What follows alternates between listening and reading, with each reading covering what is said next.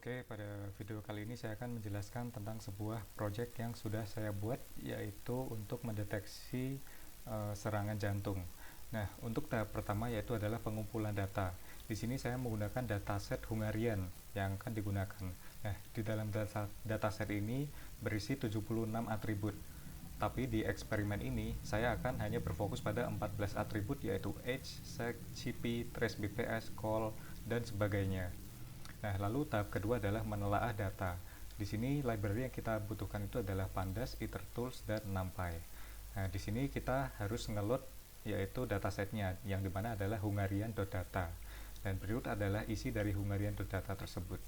Nah, lalu selanjutnya adalah mengubah dari format ini menjadi data frame menggunakan library Pandas, dan seperti ini hasilnya.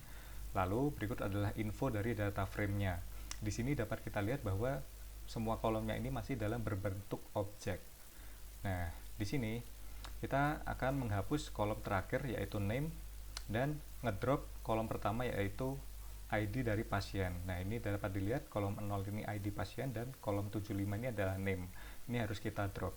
Nah, lalu selanjutnya adalah mengubah semua tipe data kolom tersebut menjadi dengan float. Nah, lalu dapat kita lihat lagi infonya, sekarang semua dari kolom tersebut sudah menjadi float. Lalu tahap ketiga adalah validasi data. Di sini kita bisa melihat sampel dari data frame yang sudah kita load tadi. Nah, ini ada 5 data yaitu seperti ini. Nah, lalu untuk data-data yang berisi minus 9 ini harus kita ubah menjadi none. Nah, karena dari dataset asalnya nilai minus 9 itu adalah nilai kosong atau 0.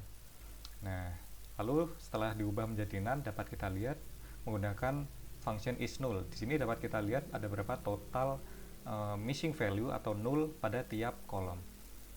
Nah, lalu dapat dilihat juga info ada berapa total yang null dan tidak null. Nah, lalu selanjutnya tahap keempat adalah menentukan objek data. Di sini kita akan menggunakan 14 kolom saja.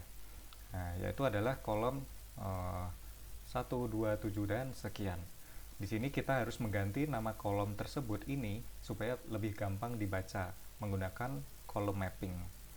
Nah, lalu setelah kita lihat infonya dari data frame tersebut, dapat kita lihat bahwa semua kolomnya sudah berganti namanya. Nah, kita juga dapat menghitung total value unik dari tiap kolom menggunakan function value counts. Lalu selanjutnya adalah tahap kelima, yaitu membersihkan data. Untuk tahap ini, kita melakukan yang namanya remove missing value. Nah, dapat kita lihat di kolom-kolom 14 kolom tersebut ini masih ada nilai-nilai yang hilang atau missing value. Nah, untuk kolom-kolom yang berisi missing value yang sangat banyak ini, yaitu ada celop, sa, dan tal, ini harus kita drop atau kita buang aja. Nah, lalu selanjutnya setelah kita buang, ini masih ada beberapa kolom yang ada missing value. Nah, karena ini cuma sedikit, jadi kita tidak perlu menghapusnya. Nah, tapi yang kita lakukan adalah kita mengisi filling atau filling missing value tersebut menggunakan nilai rata-rata atau min dari seluruh kolom tersebut atau tiap kolomnya. Nah, lalu berikut setelah dicek info lagi, di sini sudah dapat kita lihat bahwa semua kolom tersebut sudah tidak ada nilai missing value atau null. Nah, ini sudah nol semua. Lalu selanjutnya adalah remove duplicate, yaitu menghapus baris yang duplikat atau sama. Nah, di sini dapat kita gunakan function duplicate. Di sini dapat kita lihat row yang duplikat atau sama itu ada pada baris 90 dan 163. Nah, karena ada dua double ini, kita harus hapus salah satunya menggunakan function drop duplicates. Nah, selanjutnya adalah kita dapat melihat korelasi antar tiap kolomnya. Di sini menggunakan library yaitu Seaborn dan Matplotlib. Berikut adalah visualisasi dari correlation. Nah, ini adalah untuk melihat bagaimana korelasi antara kolom satu dengan kolom lainnya. Semakin gelap warnanya, maka menandakan korelasi kolom tersebut dengan kolom lainnya itu sangat tinggi. Lalu selanjutnya adalah tahap konstruksi data. Nah, dapat kita lihat di kolom target ini, datanya itu masih belum seimbang. Nah, masih ada data-data yang lebih sedikit dibanding kelas yang lainnya. Nah, di sini kita membuat sebuah variabel X dan Y. X itu berisi seluruh parameter yang akan digunakan dan Y itu adalah parameter atau kolom dari target. Nah, di sini dapat kita lihat visualisasinya. Di sini terlihat bahwa datanya itu masih belum seimbang atau imbalance. Maka yang harus kita lakukan adalah imbalance data handling. Di sini kita menggunakan library oversampling yaitu Smote. Nah, kita gunakan Smote ini dengan random state 42. Nah, setelah digunakan dapat kita lihat ini adalah visualisasi sebelum kita lakukan Smote, masih belum seimbang. Dan setelah dilakukan Smote dengan oversampling, maka data-data yang sedikit ini akan diseimbangkan setara dengan majority class. Ya, lalu dapat dilihat setelah itu, maka datanya kelas dari 4 kelas tersebut sudah seimbang semua. Nah, lalu selanjutnya adalah normalisasi, yaitu menggunakan min-max scalar. Nah, dapat kita lihat di sini, ini datasetnya itu kan masih belum seimbang ya, teman-teman. Nah,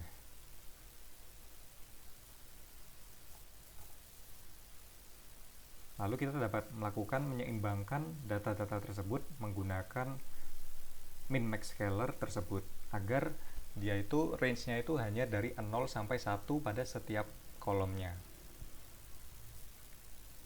Dan berikut adalah describe atau berisi dari kolom-kolom tersebut. Itu count-nya berapa, lalu rata-ratanya berapa, standar deviasinya berapa, lalu ada nilai minimal berapa, 25% berapa, dan seterusnya. Lalu selanjutnya adalah melakukan dataset splitting. Di sini saya membuat splitting dengan rasio 80/20. Trainnya 80 dan tesnya itu ada 20. Nah, lalu selanjutnya tahap ke-7 adalah modeling atau membuat modelnya.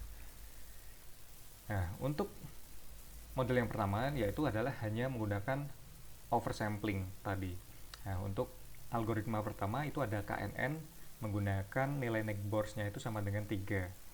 Nah, dapat kita lihat hasil dari KNN ini mendapatkan akurasi sebesar 0,75. Nah, berikut adalah confusion metricnya. Lalu selanjutnya untuk algoritma kedua yaitu random forest menggunakan n estimator 100. Dapat kita lihat akurasinya itu lumayan tinggi yaitu 0,92%. Dan lalu selanjutnya adalah algoritma yang ketiga yaitu XGBoost. Di sini menggunakan learning rate yaitu 0,1 untuk mengontrol seberapa besar kita menyesuaikan bobot model. Dapat kita lihat di sini XGBoost mendapatkan akurasi sebesar 0,90. Nah, lalu untuk modeling yang kedua itu menggunakan oversample dan normalisasi. Pada algoritma KNN ini mendapatkan akurasi 0,86. Nah, lalu untuk algoritma random forest di sini mendapatkan akurasi 92%. Lalu pada algoritma XGBoost mendapatkan 90% akurasi. Lalu selanjutnya adalah modeling untuk tuning, normalization, dan oversample. Nah, pada algoritma KNN digunakan berbagai parameter seperti neigh-bor, metric, wake, algorithm, dan leaf size. Nah, di sini didapatkan base parameter yaitu untuk wake-nya itu menggunakan distance, neigh-bors-nya itu 3, metricnya Manhattan, leaf size-nya 59, dan algoritmnya itu ball tree.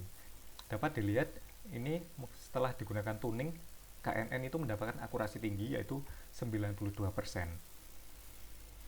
Lalu untuk algoritma kedua yaitu random forest. Nah, di sini menggunakan berbagai parameter seperti n estimator, max depth, min sample lift, min sample split, dan max features.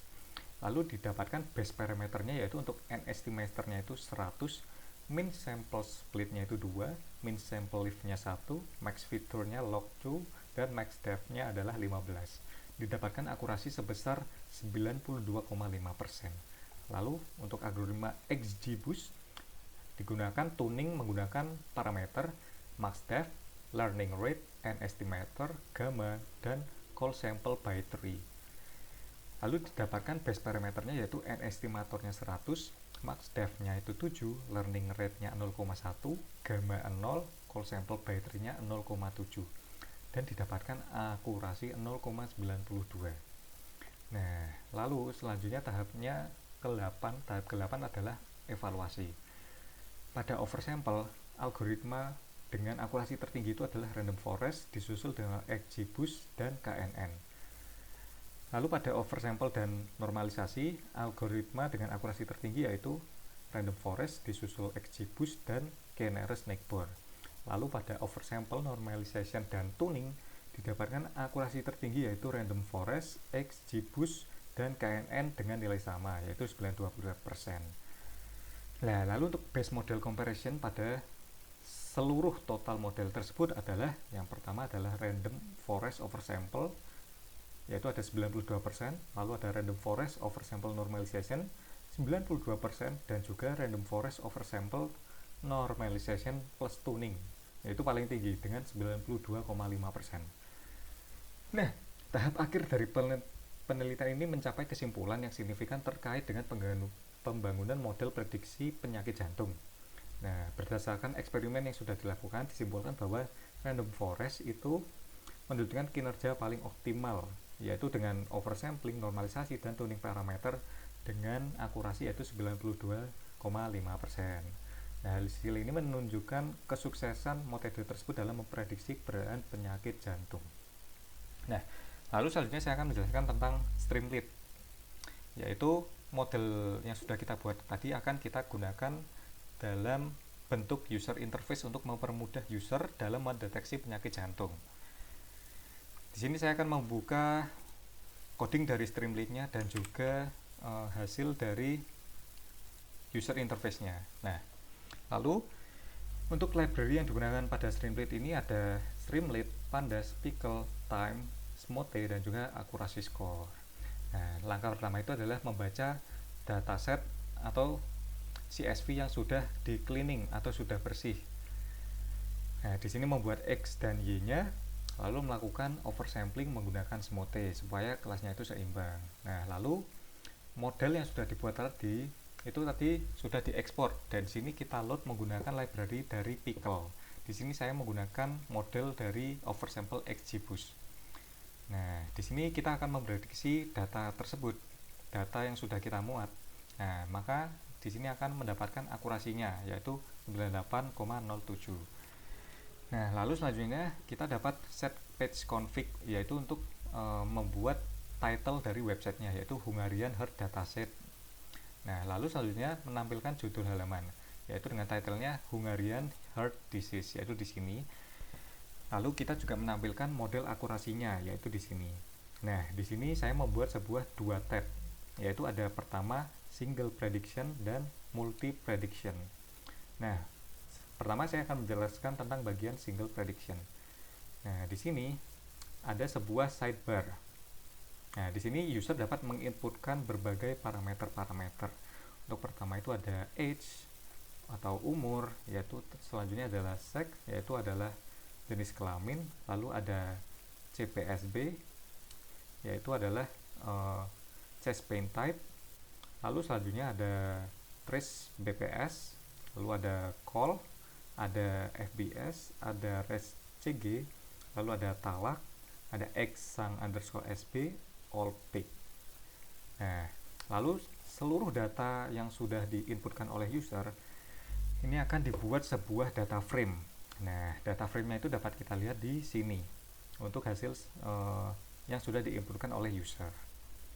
Nah, lalu saya juga membuat sebuah tombol predict untuk memprediksi hasil dari inputan user. Nah, dapat kita langsung klik untuk prediknya. Nah, maka ditunggu sampai selesai.